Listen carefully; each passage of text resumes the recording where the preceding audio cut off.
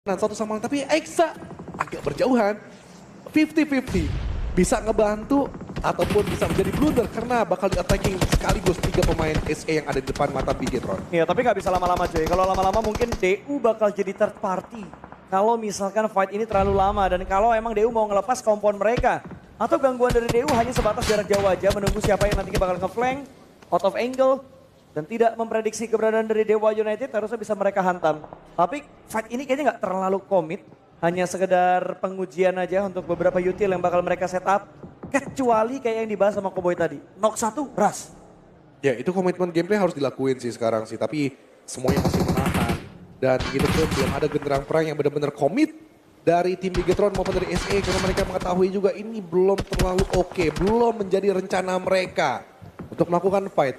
Tapi sekarang kayaknya ngehold sih agak lebih baik membuat dari Void Taikery tiba-tiba melesat maju memanfaatkan momentum antara tim Bigetron dan juga SE. Berperang satu sama lain tapi tertangkap. Lele boy cukup tajam tapi Axel mengambil kesempatan tersebut dicuri di steal. Bigetron nambah 1 poin eliminasi. Mereka membalikan angle mereka tidak ke SE lagi tapi ke tim dari Void Taikery. Namun 3 yang lain lolos hanya bertumpah darah ke seorang Potato. Itu tadi kalau gua nggak salah ya, Potato kayak nabrak sih Gus. Berhentinya dia tuh bukan karena kenok, tapi karena dia diem nabrak, DU-nya nembak, BTR-nya nembak. Emang apes aja itu, tiba-tiba ada gundukan gaib yang dihajar oleh seorang Potato. Bahkan pemain dari Void yang lainnya tidak hanya Potato yang hilang, melainkan ada 1 pemain lagi Void yang sudah dipulangkan juga menuju ke lobby. Bahkan Boy Chill juga berhasil diamankan Pandum. Mendapatkan visionnya untuk memulangkan Boy Chill ke arah lobby. Yes, dan sekarang dari SA 50-50 juga sebenarnya antara tadi tim Bigetron berbalik angle ke arah tim dari Void Taikery. Pastinya mungkin mereka bisa melakukan intrik tipis dengan granatnya, tapi tidak dilakukan sama sekali. Benar-benar perhitungan yang sangat matang, trigger disiplin yang sangat baik sekali. Tapi Adre di luaran bersama dari tim KZS Stickly. Dimakan secara mentah-mentah. Charlie pun juga sama ke arah Grumpy 7. Grumpy kelihatannya tidak bermain sama sekali, tapi Limboy pembuktian di mana dia menjadi hard carry kali ini untuk tim dari Adre. Kiki Boy nampaknya memberikan instruksi harus mengikuti Zhao 7 di depan karena Blue Zone sekarang masih ada tim dari KZE. Rama yang terus dideteksi ataupun Hazel masih bisa meluncur jauh. Tapi lihat bagaimana dari Limboy masih meluruskan terus, tapi Kiki Boy healing terlebih dahulu. Adre jangan terlalu terburu-buru menurut gue untuk melakukan aksi kalian. Iya, karena mereka juga masih membutuhkan space untuk bisa masuk ke arah zona. Dan ketika mereka masuk nanti lawan mereka juga udah nggak kaleng-kaleng lagi. Ada Bigetron di sekitar mereka, Kansa di sekitar mereka juga, bahkan Dewa United yang ada di arah sekitaran dari pemain-pemain Adre ataupun dari arah audisi. Oke. Dan sekarang menurut gue pun semua tim punya kesempatan yang sama. Ini Tiren di atas Primors, perbatasan Quarry. Gue ngerasa semuanya punya tempat kok kayak gini boy. Ini tinggal adu mekanik, setuju atau enggak? Gue setuju tapi gue lebih fokus ke BTR sekarang. Karena dia bener-bener terpaksa harus perang ya nanti ya bakal sama SE. Dan SE pun harusnya tahu karena tadi Axel dapetin steal elimination ke Void. Jadi zonanya ke arah Pandum malahan Gus. Iya, ini Pandum sih. Kalau misalnya mereka benar-benar bagus secara zoning out, membaca fit juga dan berfokus ke arah angle kanan, ini pembersihan ke arah AE sih menurut gue sangat nyaman. Tinggal AE bagaimana bisa komit atau tidak memilih satu spot antara di Boom ataupun Pandum. Itu doang pilihan AE menurut gue. Dan sekarang yang lebih worth adalah mereka menggesek Boom. Kanannya Pandum masih bisa diambil nggak sih, high ground kanannya itu?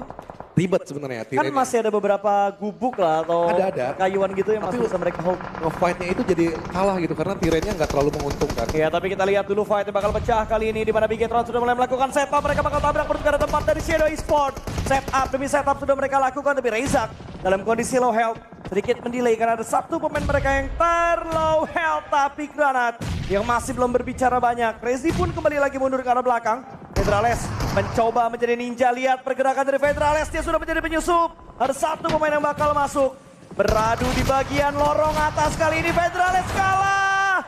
Oh my god, entry-nya kalah. Tapi untungnya ada Reizak yang bisa memberikan backup. Tetap terjadi bahkan di Elin. Dipulangkan ke arah lobby sementara Rezi bakal ngobrak-ngabrik ke bagian bawah. Dan Rezi bisa mendapatkan Yoru tapi Axel tertangkap di dalam kontainer. Ya dimana dari Reizak dan juga Rezi masih terus menggaungkan 12 kayaknya dan Mastery kalah. Tapi ada balasan yang bakal menyusul. Exaka itu, Backup. Exaka itu yang akan melawan dari seorang Lazy dan kalah. SE diluluh lantakan secara mentah-mentah dari tim Bigetron. Di rumah panjang, di rumah roti ini, mereka masih bertahan tapi di luaran. Ada Megjo yang membayang-bayangi mereka. Daybot sudah mendapatkan informasi bahwa di bawah sebenarnya bisa mereka rusuhi. Tapi pilihan mereka adalah sekarang tidak langsung ngerusuhin rumah tersebut. Tapi maju satu langkah, membatasi ketika nanti Bigetron akan keluar dari komponnya mereka. Tapi di mana dari Megjo, mereka lebih lurus aja ke arah Zenox, di mana sekarang fight terjadi di area altar. Nidix kalah, kata Ganyang, memakan 2 overclock. Oh my god, Herling, Daybot. last man standing, akankah Megjo rata? Megjo kebingungan, ternyata rotasi mereka tidak membuahkan hasil. Papan atas mati lampu, Megjo memberikan kesempatan untuk Bigetron mereplace tempat mereka. Hanya 2 poin yang didapatkan oleh Megjo. Bigetron sudah menambah 5 poin mereka. Hanya selisih sedikit lagi bahkan Pedrales bisa mendapatkan 1 pemain tersebut. Ganyang terspot begitu saja, lintasan overcraft gagal. Dia turun dari mobilnya kah? Nggak turun ternyata. Masih berusaha untuk bisa mendapatkan pemain dari Bigetron. Tapi Bigetron bergerak pelanan, pasti ada Super Duo yang bakal datang. 1 buah flashbang bakal dilemparkan ke depan sana. Revive sudah selesai dilakukan tapi Reizi bakal mendobrak. Dan Reizi memenangkan fight tersebut. Mengganti dengan weapon yang kedua tapi terlambat. Red top terjadi, Reizi tumbang, Pedrales tumbang. 3 Reizi yang tersisa harus mengganti dengan weapon yang lain tapi reloadnya terlambat. Bigetron harus pulang ke arah lobby. Semakin dikejar, semakin menjauh. Kali ini RRQ juga bakal join the fight ke arah tim Zenox. Kali ini Nerfeko terjatuh, Genpos mencoba untuk membalas teman-temannya. Tapi tiba-tiba Zenox sudah pulang di posisi ke-10 dengan 7 eliminasi. Yes, merinding dejavu di mana di game sebelumnya top 2 juga rata dan Betul. sekarang sama. Top 2 belum saling salip-salipan, membuat dari RRQ bersama Pandu mereka masih meraih untuk sisi atas dan sayang Fuing Chaikri tidak bisa memanfaatkan momentum tersebut dan lagi hanya satu saja Zeta untuk diunggulkan bermain di late game nanti dan sekarang RRQ agak panas di belakang ada Nightmare, ex-rekan mereka juga yang lama yang pernah di Farewell tapi dari Genpos benar-benar santuy banget. Tidak terburu-buru mengambil satu decision untuk menginstruksikan teman-temannya. Dan sekarang circle pun juga ada di tangan mereka. Itu Genfos kayaknya naik lu sini. Sini lu naik lu. Yes. Sini. Tapi nggak jadi naik ternyata. RRQ bisa mengontrol tempat mereka. Bahkan mereka mendapatkan banyak bonus lootingan. Yes. Dari res-resannya Zenox. Dari res-resannya Megjo. Dari res-resannya BTR. Ya. Ada banyak yang bisa mereka dapatkan untuk pergerakan-pergerakan berikutnya. Tapi 1 buah granat. Begitu dalam tadi untuk menyentuh darah dari seorang El Beryl. Yes. Untungnya tidak sampai ter-knockdown. Dan Dewa United tidak langsung terburu-buru untuk naik ke arah atas. Oke, dari Dewa United sama Alter Ego mereka benar-benar sekarang adalah kesempatannya untuk menggeser posisi dari Zenox ataupun SA juga yang sudah touchdown di 100-an poin. Tapi dari Boom mereka agak sedikit ragu-ragu untuk melakukan satu attacking ke arah depan karena di sebelah kiri Pandum memberikan beberapa tembakan zoning out yang mengganggu akhirnya fokus mereka ke arah tim dari Dewa United. Dan begitupun dari Dewa United nggak serta-merta inilah yang gue bilang Quarry sebelah kiri ini menjadi prime spot untuk ada di circle dari 1 sampai 2 tadi. Dan Pandu memanfaatkan momentum tersebut, tidak ada yang melakukan attacking ke arah sana. Dan Dewa United pun juga masih ragu nampaknya untuk melakukan attacking full ke arah dari Boom. Kedua-duanya kayaknya bagusnya disengage atau menjadi makanan Pandum dan total 8 poin layaknya Pandum di game sebelumnya. Iya, tapi lihat kalau misalkan zonanya agak-agak ke kanan ataupun nggak ngedonat, ini susah banget buat RRQ keluar dari high ground mereka karena Quarry punya kontrol penuh atas pergerakan dari RRQ. Sementara Bumi Sport yang masih mengekor dari bagian belakang belum bisa menembus setup yang dilakukan oleh lawan-lawan mereka. Masih mengupayakan, kali ini mereka bakal coba untuk memberikan gangguan tapi Alter Ego. Sebuah keputusan fight yang sedang mereka tentukan tapi Rosemary tumbang. Membuat yang lainnya juga harus maju mau nggak mau, malah 2-3 pemain diamankan begitu saja. Tinggal Zuxi, sang kepala suku yang menjadi pemain terakhir dari Alter Ego. Mencoba memberikan counter tapi health bar-nya sudah mulai menipis. harus segera melakukan healing. Tapi untungnya posisi mereka terbantu karena Nightmare pun datang menjadi third party. Masih gagal tim Alter Ego coba meratakan pemain-pemain yang ada di depannya dan begitu Nightmare karena di Horboys. Selesai sudah Horboys, tapi No Mercy lagi tidak memberikan ampun. Namun dari Zuxi masih berhasil dapetin Has for You kembali, tapi Zuxi digeprek dan selesai. Alter Ego lagi hanya mendapatkan satu eliminasi ditambah placement point juga. Sayang, belum ada ledakan poin yang mereka butuhkan untuk menanjak bersaing ke area top 5. 1 poin saja yang didapatkan oleh Alter Ego. Tambah 1 placement point. 2 berarti poin yang dikumpulkan oleh Alter Ego saat ini. Sementara Bumi Sport di bagian Quarry mencoba untuk memberikan distraction kepada pemain dari tim Pandum yang ada di arah high ground. 1 gudang yang coba untuk memberikan retake dan frenzy dikirimkan untuk melakukan sebuah checking ke area belakang turun dari baginya. Memastikan diri bisa menculik pemain dari Bumi Sport dan Yami hanya bertahan dalam 1 area pos kecil. Masih belum berani untuk secara terang-terangan menabrak ke arah Pandum karena setup dari Pandum terlalu meluas. Oke, agak sedikit. Oh, pokoknya tapi ada kepala Yami tiba-tiba nongol aja. Layaknya di pasar malam, dipeduk keluar. Tetot, ditembakin dari Leon Desert belum on point, jatuh. Untuk mendapatkan hadiah boneka di abang-abang pasar malam. Tapi granat ke arah bawah membuat dari Boom Yami naik. Sadar betul bahwa posisi DMZ sebenarnya juga membelakangi mereka, ngebelah mereka untuk di satu titik poin. Pandum benar-benar menyala banget, tetapi menurut gue nggak bisa berlama-lama mereka untuk melakukan setup seperti ini atau tiba-tiba saja nanti di absensi itu bakal menjadi malapetakannya mereka. Satu takedown, Buya, apa yang dimainkan, tapi ternyata tidak. Salah pembuktiannya, Okta yang berhasil duluan didapatkan oleh 1 buah granat DMZ. Lihat DMZ udah bisa nyulik 1, udah dapetin informasi berikutnya. Follow up granat datang dari 3 pemain Pandum yang lainnya. Tapi knock yang didapatkan DMZ masih belum bisa terkalkulasi menjadi elimination. Acul masih memberikan sebuah distraction tapi granatnya masuk. Masih kurang ternyata jaraknya untuk bisa mendapatkan 2 pemain dari Bumi Sport. Ada sebuah pergerakan dari Boom menggunakan sebuah kendaraan. Dan Chong Brinky sedikit menarik mundur ke arah belakang. Dapat sih ini Boomnya untuk masuk ke arah zona. Terbatas dengan 1 lekukan kecil. Tapi yang menarik adalah Lele Boy. Layaknya lo lagi malam takbiran, diem, tiba-tiba meledak pesan. Duar. Di bawah cuma nungguin aja, agak slow down, tapi dari Boom kayaknya sudah ada 1 indikasi untuk melakukan manuver. Mereka tahu tidak enak untuk melakukan perlawanan secara Pandum. Benar-benar terlibat, tapi Lele Boy baru aja malam takbiran tapi selesai. Petasan langsung menyambar ke dia. Dewa United selesai 4 eliminasi dan hashtag 7. Dan boom, akhirnya kayaknya kontrol Barat sebenarnya nggak buruk-buruk banget. Dan malah menjadi 1 langkah lebih maju ketika mereka rotasi ke Barat. Karena Pandum yang bakal dibatasi mereka. Gue penasaran sih, ini last man point di bagian mana kok nggak ada yang lihat dari tadi gitu loh. Itu dalam Seka atau dia di dalam bush? Supaya nggak ketahuan cosplay jadi Ryzen tapi bukan di Miramar. Karena dari tadi nggak kedetek sama sekali. Malah yang ngedetek adalah RRQ karena pemain dari Nightmare Granat. Hampir saja mendapatkan pemain dari tim Nightmare. Fnatic akan melakukan reposition. Mereka sudah mulai digunakan, Lidas Gaming bakal coba untuk dimainkan RRQ. Perlahan-lahan memberikan semakin banyak tekanan menuju ke arah tim Nightmare. Dan itu dia Sivor yang akhirnya bisa mendapatkan knockdown karena pemain dari Nightmare Fnatic.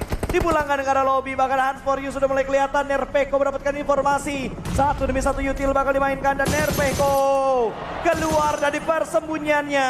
Sayur kolnya gagal berkamuflase. Ya ternyata yang bersaing adalah Pandum dan juga bersama RRQ. Tapi Boom pun juga sama. Yang tipis-tipis dari Bigetron dan juga Mejo. Bisa saja mereka tidak bisa mendapatkan piala. Karena yang tryhard adalah posisi 3 sampai yang ke-6.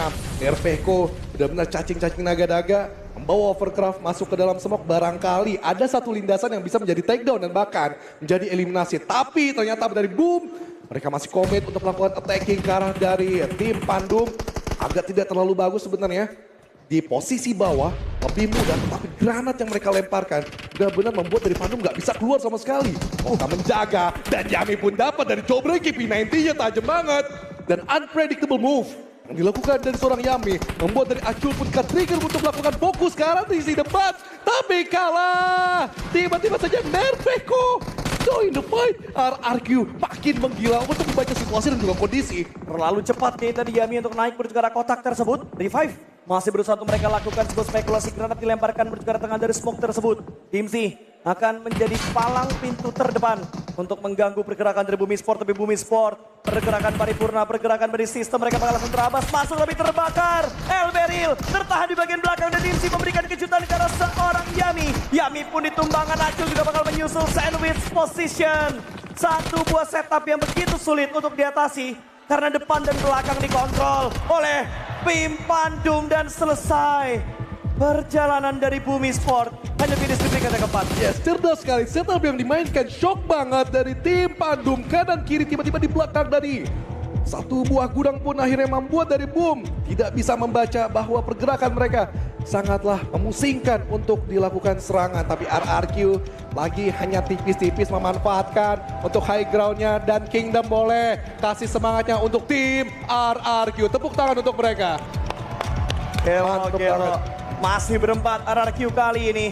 Screening mereka lakukan. Gak cuma satu yang keliling pakai mobil, 2-3 pemain dari RRQ tadi yang mencoba untuk berputar-putar dengan mobil yang mereka punya. Ternyata Zeta ada di dalam sana. Ini nyebelin sih tadi. Ini menjawab pertanyaan gua tadi, kok nggak ada yang ngelihat Zeta? Ternyata Zeta masih berdiam diri. Ini kayaknya RRQ bakal pecah duluan sama Pandum. Oke, dan ya sebelum itu nanti perang ini terjadi dengan 30 detik sekian. Boy, Alter Ego masih belum berubah dan semua overall dari mid game benar-benar pecah banget. Tapi secara rotasi dan setup bagus-bagus semua. Gimana menurut lo, Boy? Menurut gua tadi fight-nya yang terlalu maksa lagi sih. Kayak Rosemary di sini langsung asal fight. Mungkin karena dari tadi pressure dari 3 anak-anak AE nggak bisa ngebuka knockdown kan. Makanya Rosemary akhirnya tadi harus nge-force ke arah tim Four Boys. Malah Nightmare yang menurut gua bermain dengan waktu yang tepat. Sebenarnya skemanya sama antara Nightmare dan juga Alter Ego.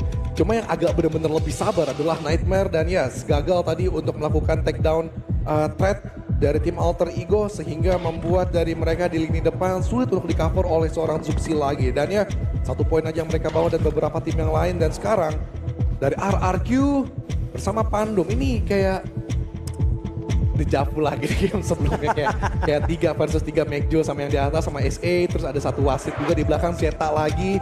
Zeta benar-benar menjadi pemain kuncian untuk ngestabilin placement point. Ini Zeta tuh udah kayak Satar waktu di Bigetron tuh.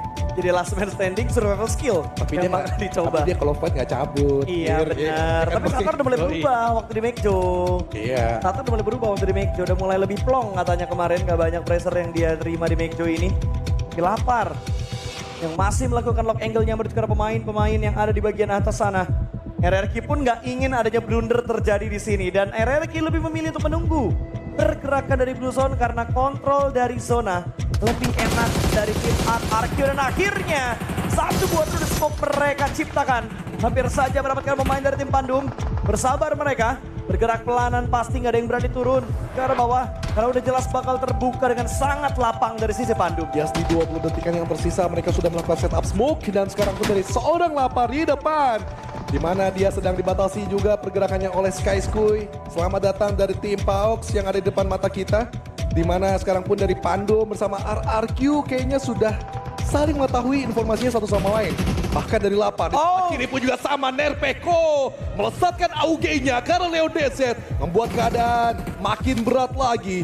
4 versus 2. Pandum, bagaimana caranya mereka harus membangkitkan satu player lagi. Dan sekarang stage 9, 2 menit diberikan kesempatan untuk mereka berpikir secara luas dan juga setup yang memungkinkan untuk mereka mendeteksi pemain RRQ yang masih lengkap lebih. Zeta mungkin merusak satu granat yang masuk dari Ken Boss. Makin menambah lagi eliminasi mereka menjadi 2 digit. Dan Viren pun juga berlanjut. Cara Frenzy, Pandum terpojok.